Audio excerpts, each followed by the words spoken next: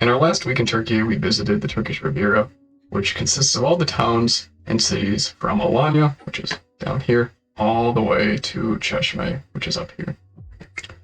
Now we visited Alanya, Antalya, Kaş, Fethiye, and then Oludeniz.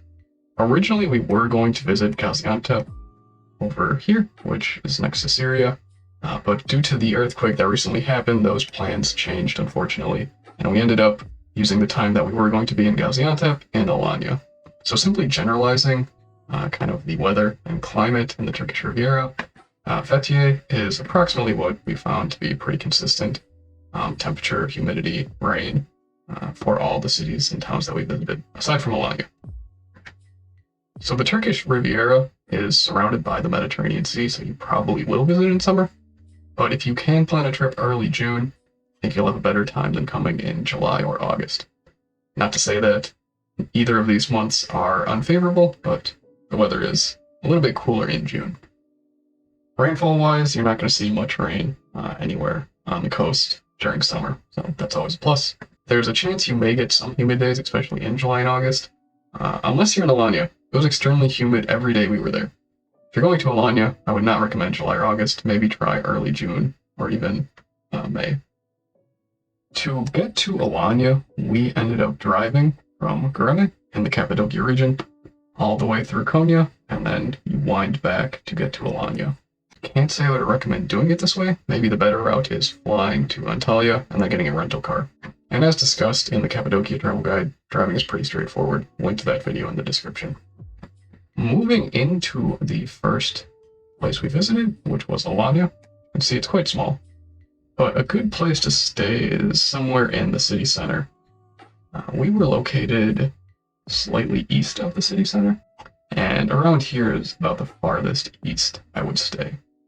And that's because most of the things that you will probably want to do here are either to the west or to the south.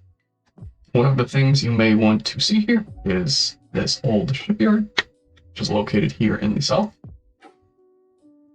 Now this shipyard is dated all the way back to the 14th century, and there's a lot of cool things in this area that you can explore.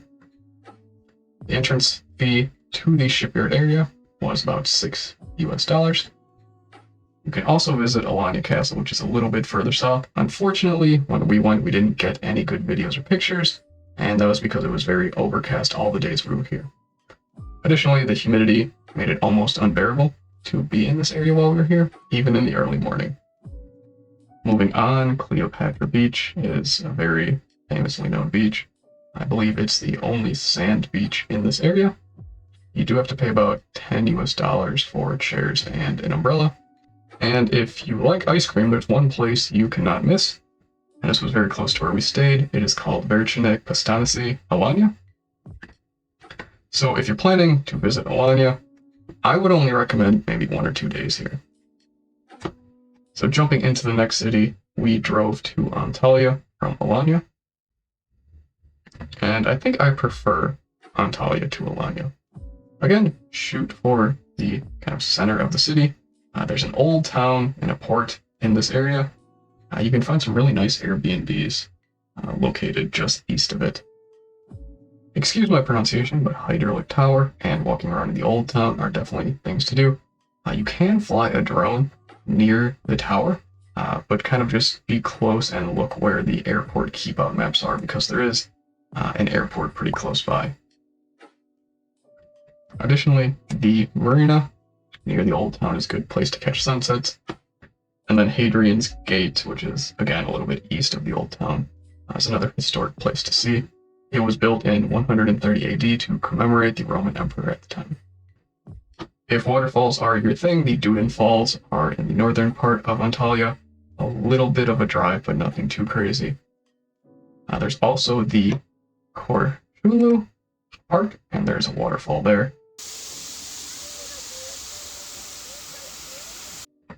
Restaurant-wise, we found a really good Indian Pakistani restaurant called Haveli Restaurant.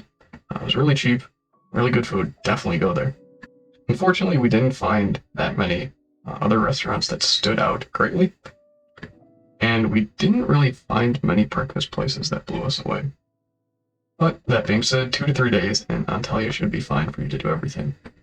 On to the next location would be Cash, which is located quite a distance away from Antalya. Now, the first thing that you'll notice about Cash is it is really tiny. Compared to Alanya, it's when you get here, you'll understand how small this area is. That being said, I wish you the best of luck finding parking during summer, if that's the time that you're coming. And if you find free parking anywhere, just leave the car there until you leave Cash, even if it's a few blocks away from your accommodation. To the north, there are very high hills with fancy hotels, resorts.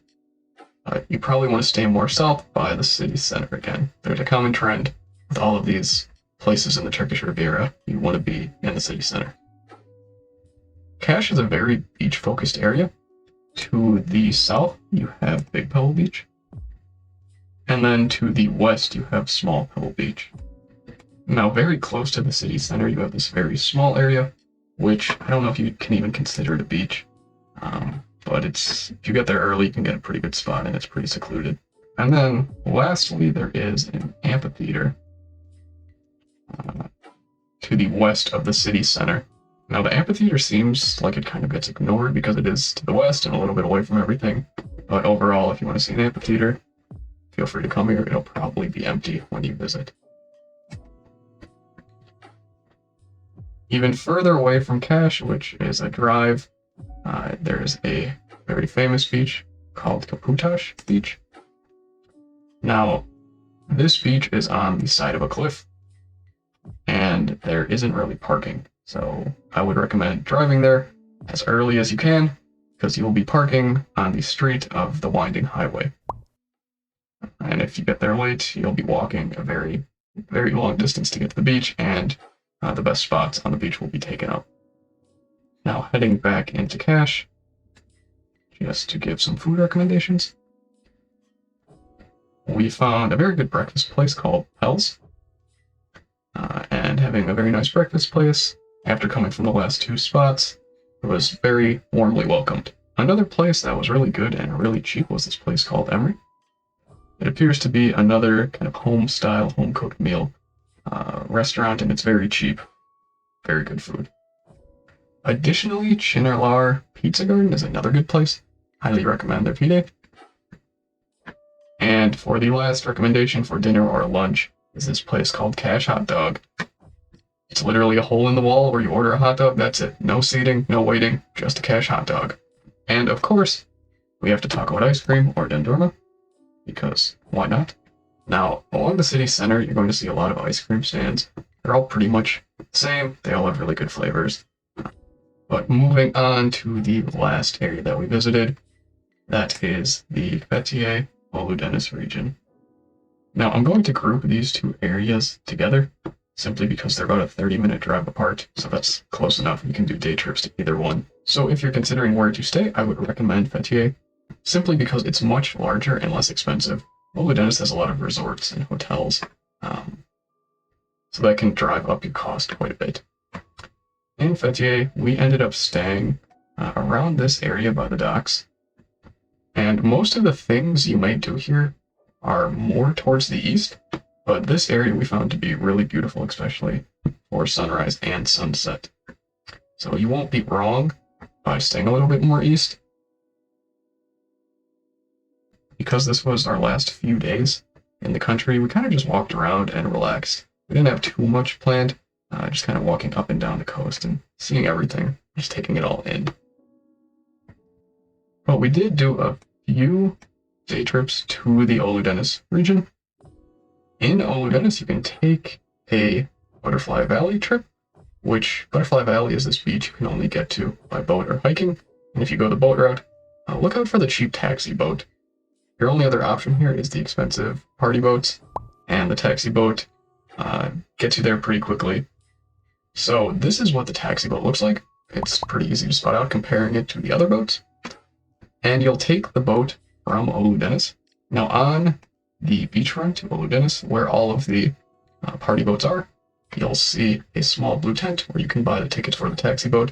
There's only around $15 per person. Now you can also go paragliding when you're here, and that takes place at the Babada mountain.